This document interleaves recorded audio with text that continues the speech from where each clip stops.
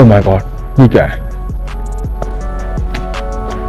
इस्लाम out. Hindu भी लिखा है इसमें, हिंदू भी लिखा है इसमें, हिंदू भी लिखा है इसमें।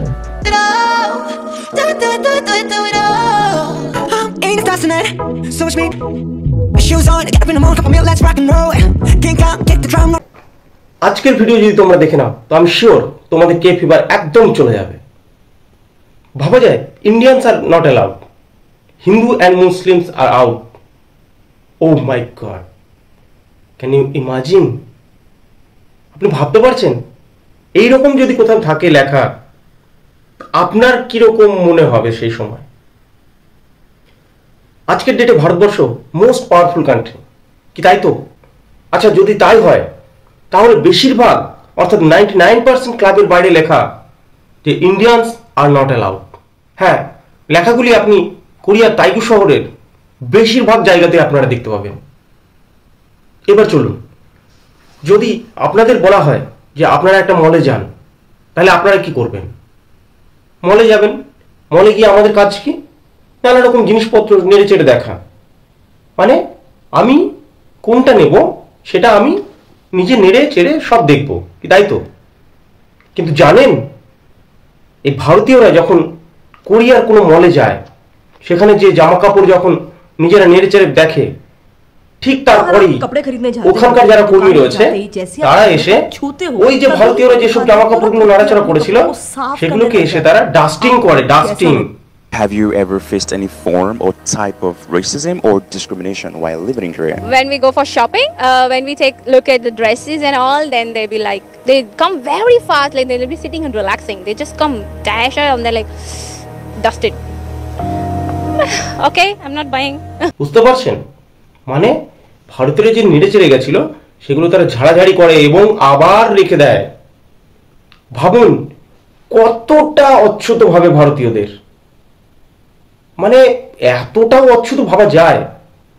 যেই দেশটির লিটারেসি পার্সেন্টেজ 98.9%, অর্থাৎ ওখানে প্রত্যেকেই শিক্ষিত, তাদের কাছ থেকে এই রকম ধরনের যদি কিছু পাওনা প্রাপ্য হয় ভারতীয়দের, কেমন লাগবে? আসলে শুধু ভারতীয় নয়, এই সাউথ কোরিয়াতে যেসব ফরেনাররা যায় তাদের ক্ষেত্রে কোনো না কোনো সময় এইরকম ঘটনা অবশ্যই ঘটেছে।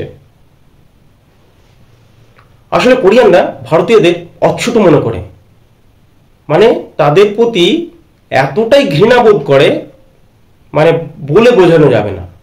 কিন্তু কোরিয়া তো ভারতের থেকে অনেক ছোট ইকোনমি, এবং এই কোরিয়া এবং ভারতবর্ষ দুজনেই তো ব্রিটিশদের অধীনে ছিল। তাহলে তাদের এই রকম ধারণা কেন এলো? ভারতীয়দের ঘৃণা করার পেছনে কি কারণ? আপনি এর কারণ শুনলে চমকে যাবেন। হ্যাঁ, আপনাকে অন্য কোথাও যেতে হবে না, চলুন একটু ভারতে ঘুরে আসি। Only for Koreans, huh? Only for Koreans. Why? Why that policy? Why that policy? Yeah, but you cannot discriminate like that, right? Indians are not allowed, Koreans are allowed. কোথায় আছে এটা জানেন? এটি ভারতবর্ষের অন্ধ্রপ্রদেশের অনন্তপুর এলাকায় কিয়া মোটরস তার কারখানা রয়েছে, এবং সেই কারখানাকে সামনে রেখে প্রায় 15 থেকে 20টা রেস্টুরেন্ট সেখানে গড়ে উঠেছে।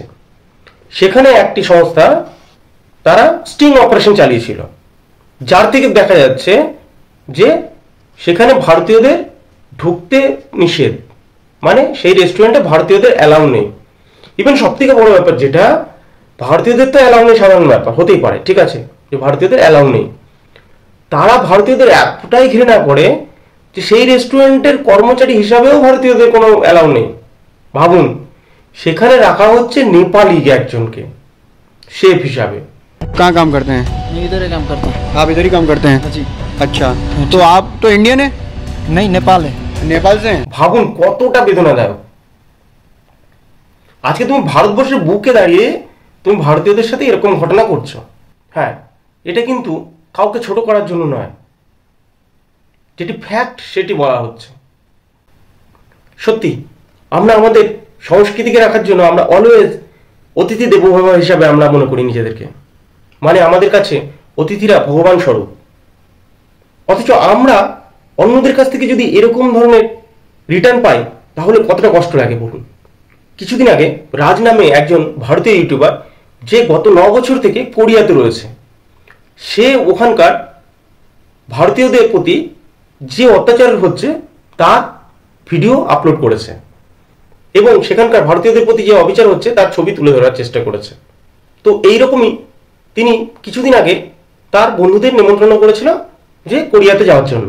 তো দিল্লি থেকে কিছু বন্ধু কোরিয়ায় গিয়েছিল এবং তার বন্ধুরা যখন বলে যে আজকে আমরা ক্লাবিং করব বা ক্লাবে যাব, তখন কি হয়, তারা ক্লাবে যায়, সেই প্রথম ক্লাবে যাচ্ছিল। তো যথারীতি সে ভিডিও রেকর্ড করতে শুরু করে। প্রথম ক্লাবে যখন যায় তখন সেখানকার গার্ড তাদেরকে ডাইরেক্ট বলে দেয় যে এখানে কোনো ভারতীয়দের অ্যালাউ নেই, আপনারা অন্য কোথাও চলে যান। মানে ভারতীয়দের প্রতি কতটা রেসিজম হয় ভাবুন। তো যথারীতি তারা যখন নেক্সট ক্লাবের দিকে উদ্দেশ্যে রওনা হয়, তখন সেখানকার গার্ড তাদের তো কাছে থেকে বলা দূরের কথা, দূর থেকেই বলে না না না এখানে আপনাদের অ্যালাউ নেই। किसी भी क्लब ने हमें अलाउ नहीं किया, और अलाउ क्यों नहीं किया, क्योंकि हम इंडियंस हैं। ভাবুন, মানে এতটা ভারতীয়দের প্রতি ঘৃণাবোধ। এরপরে কি করে, তারা নেক্সট ক্লাবে যায়। সেখানে ঢোকার আগেই তারা সাইনবোর্ডে দেখে যে এখানে ভারতীয় এবং পাকিস্তানিদের অ্যালাউ নেই। তবে এই প্রসঙ্গে একটা কথা বলে রাখি, এখানে যেটা লেখা ছিল যে ভারতীয় এবং পাকিস্তানিরা নাকি ড্রিঙ্কস করার পরে সেখানে ঝামেলা করে, যে কারণে নাকি ভারতীয়দের ওখানে এবং পাকিস্তানিদের অ্যালাউড নেই। এখন প্রশ্ন হচ্ছে যে যে দেশ 5th লার্জেস্ট এডুকেটেড কান্ট্রি হিসাবে যার পরিচয়, তারা কিভাবে এগুলো করছে? মানে এটা মেনে নিতে সত্যি কষ্ট হচ্ছে যে এত বড় একটা এডুকেটেড কান্ট্রি, তারা এখনো পর্যন্ত ডিসক্রিমিনেশন এর মধ্যে রয়েছে। চলুন একটু ফ্যাক্ট ফাইন্ডিং করি। তার আগে একটু বলে দিই, এর মধ্যে একটা ঘটনা ঘটেছিল। এক কোরিয়ান ইউটিউবার, সে ভারতে এসেছিল এবং সে এখানে এসে ব্লগিং করছিল। হঠাৎই সে মুম্বাই যখন ব্লগিং করতে থাকে, তখন মুম্বাইয়ের ছাপড়ি ছেলেরা যারা রাস্তায় ঘুরে বেড়ায়, সেসব ছেলেরা তাকে অশ্লীল আচরণ করেছিল।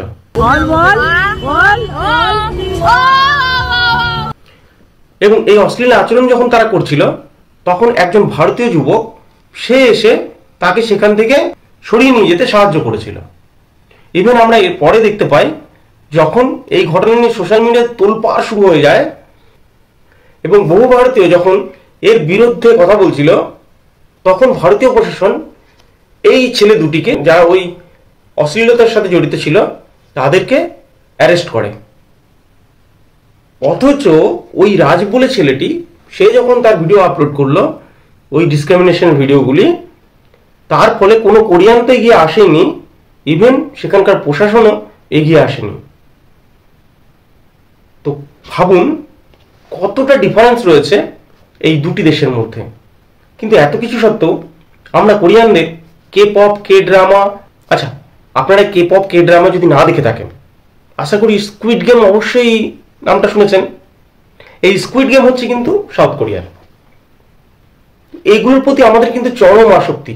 আমরা কিন্তু কোনো অবস্থাতে, এত কিছুর পরেও আমরা কখনো এইসব জিনিসগুলি বয়কট করিনি। মানে সেই রকম ঘটনাও ঘটেনি যার কারণের জন্য এত বড় একটা পদক্ষেপ নিতে হবে ভারতীয়দের। তো যাই হোক, আপনারা হয়তো ভাবতে পারেন যে এগুলো সামান্য ছোটোখাটো ঘটনা, আপনাদের বেশি দূর যেতে হবে না। আপনারা জাস্ট টাইপ করুন কোরিয়ান হেটস ইন্ডিয়ান, তাহলে দেখতে পাবেন যে কি, মানে কত এই ঘটনাগুলি কতটা সত্যি, কতটা মিথ্যা। আপনারা নিজেরাই পরপর পেয়ে যাবেন যে এমন এত ভিডিও রয়েছে যা দেখলে পরে আপনারা অবাক হয়ে পড়বেন। এবার দেখুন আরেকটি ঘটনা, যেখানে এক ভারতীয় মহিলা কোরিয়ান এক অ্যাঙ্কারকে ইন্টারভিউ দিচ্ছে। সে তাকে বলছে যে সে যখন বাসে উঠতো, বাসে ওঠার পরে যখন সিটে বসতো, তখন তার পাশে বসে থাকা কোরিয়ানরা সেখান থেকে উঠে চলে যেত। Have you ever experienced racism in Korea? In case I get on subway, I sit somewhere, person besides me will get up and go sit somewhere. ভাবতে পারছেন, আপনি কোথাও বসলেন, সেখান থেকে আপনার আশেপাশের লোকেরা যদি আপনার কাছ থেকে দূরে চলে যায় উঠে, আপনার কেমন মনে হবে সেই সময়? মানে কতটা আহত হবেন ভাবুন। তো সেরকমই ঘটনা উনি শেয়ার করেছেন। তার বক্তব্য, সে যখন ওখানে সিটে বসতো তখন তার পাশ থেকে যত কোরিয়ান ছিল তারা সবাই উঠে চলে যেত। এটা একবার হয়নি, এটা ওনার ক্ষেত্রে নাকি বেশ কয়েকবার হয়েছে। তারপরে গিয়ে উনি ওটা মানে নিজেকে তার ওই পরিবেশের সাথে মিলিয়ে নিয়েছেন। এবং ছাড়ুন, এই ব্যাপারটা বাদই দিন। আরেকজন শেয়ার করেছেন যে সেখানকার যেসব বাচ্চারা রয়েছে মানে কোরিয়ানরা এমনভাবে তাদের ব্রেনের মধ্যে ঢুকিয়ে নিয়েছে যে একমাত্র তারাই হচ্ছে সব থেকে সর্বাপেক্ষা সুন্দর, বাকি কেউ সুন্দর না, তারা সবাই অচ্যুত। সেখানকার বাচ্চারা নাকি বলে থাকে যে ভারতীয়রা হচ্ছে look like a muddy. she's a teacher and she was teaching and they were talking about India, I guess. Small kids and they were like, oh, we don't like Indian people, they look like muddy. মানে এরা নোংরা। ভাবুন, বাচ্চাদের মধ্যে যদি এগুলো ঢুকে থাকে তাহলে বড়রা যেটা করছে সেটা তো স্বাভাবিক ব্যাপার। দেখুন, এসব শুনে আমার কিন্তু প্রচন্ড খারাপ লাগছে।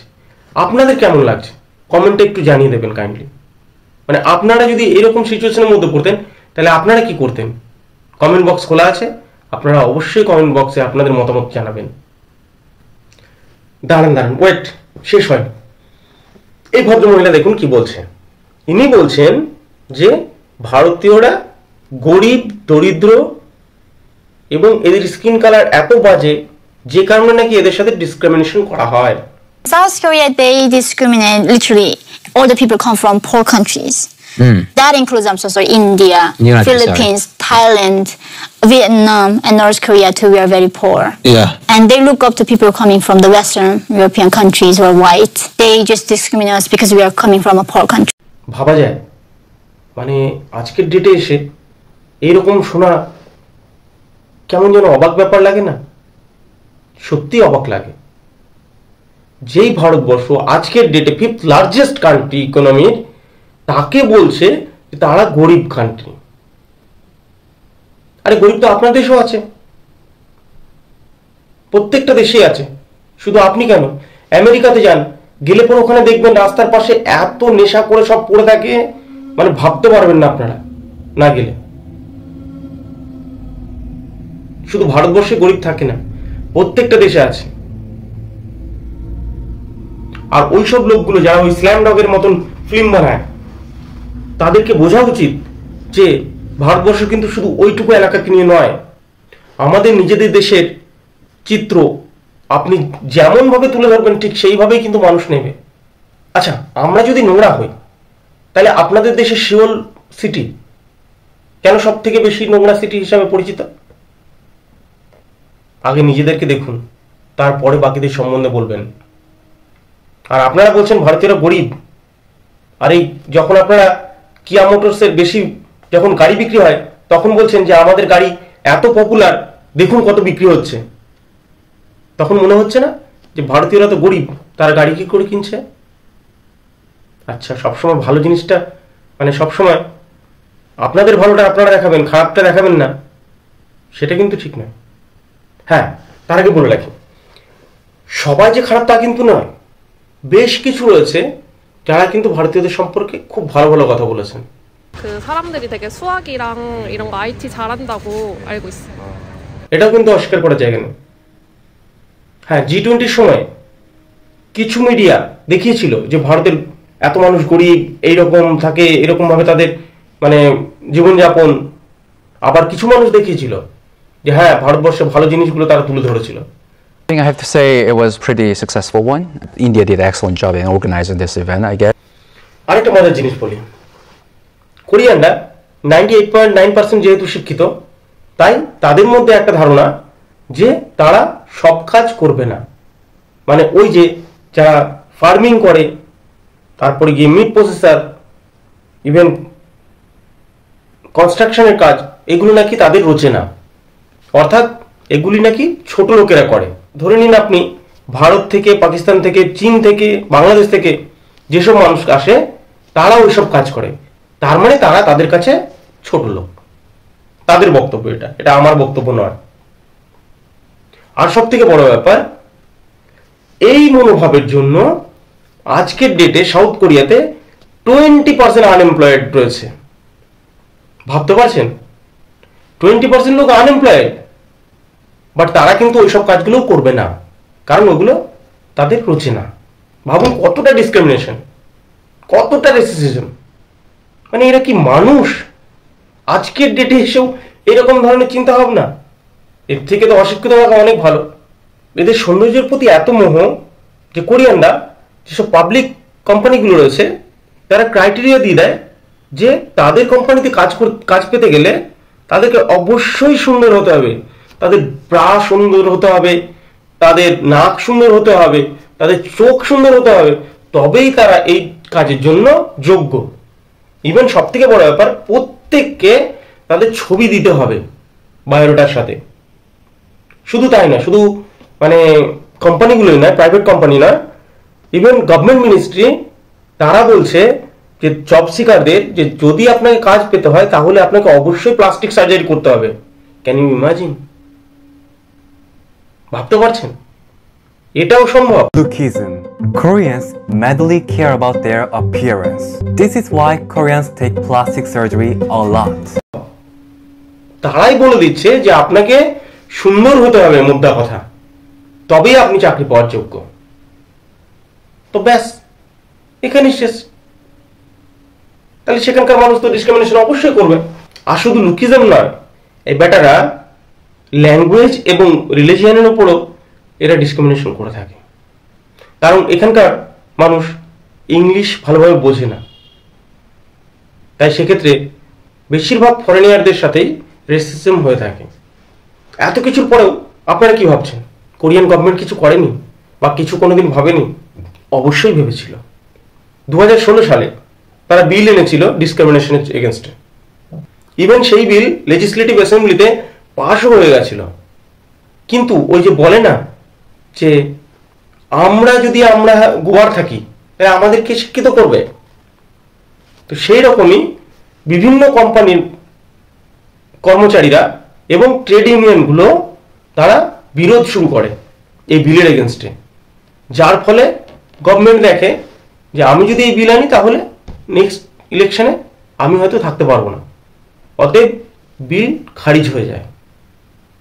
তাহলে বুঝুন, তাদের ওখানকার মানুষই চায় না যে এই রকম কোনো বিল আসুক। অর্থাৎ তারা চায় যে তারাই হচ্ছে সব থেকে পরিষ্কার পরিচ্ছন্ন, বাকি সবাই অচ্ছুত, মানে তারা সব থেকে সুন্দর, বাকি সবাই নোংরা। Lookism. Koreans madly care about their appearance. This is why Koreans take plastic surgery a lot. চলুন এবার একটু ভেতরে জানা যাক। ভারতীয়দের কোরিয়ানরা প্রথম থেকে শত্রু ভাবত, কারণ ছিল ভারত রাশিয়ার অ্যালাই ছিল, অর্থাৎ কমিউনিজমকে ফলো করত। আর সাউথ কোরিয়া যেহেতু আমেরিকার অ্যালাই ছিল, তাহলে সেক্ষেত্রে তারা ভারতকে শত্রু হিসেবে মানত। এবং ভারতের স্বাধীনতার 30 বছর পরে প্রথম 1973 সালে প্রথম ডিপ্লোম্যাট এস্টাবলিশ হয় দুটি দেশের মধ্যে, এবং দুটি দেশের সম্পর্ক প্রচণ্ড পরিমাণে ভালো। কিন্তু নিচু লেভেলে, অর্থাৎ সাধারণ মানুষের মধ্যে সম্পর্কটা একটু খারাপ। আপনারা দেখতে পাবেন ভারত এবং কোরিয়ার যদি ট্রেড হিস্ট্রি দেখেন তাহলে সেক্ষেত্রে দেখতে পাবেন ভারতবর্ষ কোরিয়া থেকে প্রায় 18 বিলিয়ন ইম্পোর্ট করে থাকে, আর তার বেশি এক্সপোর্ট কত করে জানেন? মাত্র 9 বিলিয়ন। মানে ট্রেড ডেফিসিটটা আপনার ভাবুন। অর্থাৎ কোরিয়ার কাছে ভারতবর্ষ একটা বিশাল বিজনেস হাব। কোরিয়াকে কিন্তু এটা ভুলে গেলে চলবে না। আর যতই এরকম ঘটনা ঘটুক, দুটো দেশের মধ্যে কিন্তু সম্পর্ক অবশ্যই ভালো রাখতে হবে। আর আমরা চাইবো দুটি দেশের সম্পর্ক যেন ভালো থাকুক, আর নেক্সট যাতে এই ধরনের ঘটনা না ঘটে সেটা গভর্নমেন্টের কাছে অবশ্যই দৃষ্টি আকর্ষণ করব। দেখুন, সেলফ রেসপেক্ট প্রত্যেকের দরকার, প্রত্যেকের সেলফ রেসপেক্ট থাকা উচিত। আপনি যদি আমাকে অসম্মান করেন তাহলে আমি কি আপনাকে সম্মান করতে বাধ্য থাকবো? নিশ্চয়ই থাকবো না। তাহলে সেক্ষেত্রে কিন্তু ভাবার বিষয় আছে। তবে আপনাদের কি মতামত সেটা অবশ্যই কমেন্ট বক্সে জানাবেন। আর বিষয়টি যাতে অনেকের কাছে পৌঁছে যায় তার জন্য আপনাদের কাছে অনুরোধ করব ভিডিওটি প্রচুর পরিমাণে শেয়ার করে দিন, যাতে প্রত্যেকে এই ঘটনার সাথে অবগত থাকে। তো যাই হোক বন্ধুরা, ভিডিওটি যদি ভালো লাগে তাহলে অবশ্যই লাইক, শেয়ার এবং সাবস্ক্রাইব করতে ভুলবেন না, আর কমেন্ট করে অবশ্যই জানাবেন, আগেই বললাম আপনাদের। তো দেখা হচ্ছে আরো একটি নতুন ভিডিওতে, ততক্ষণের জন্য ভালো থাকবেন।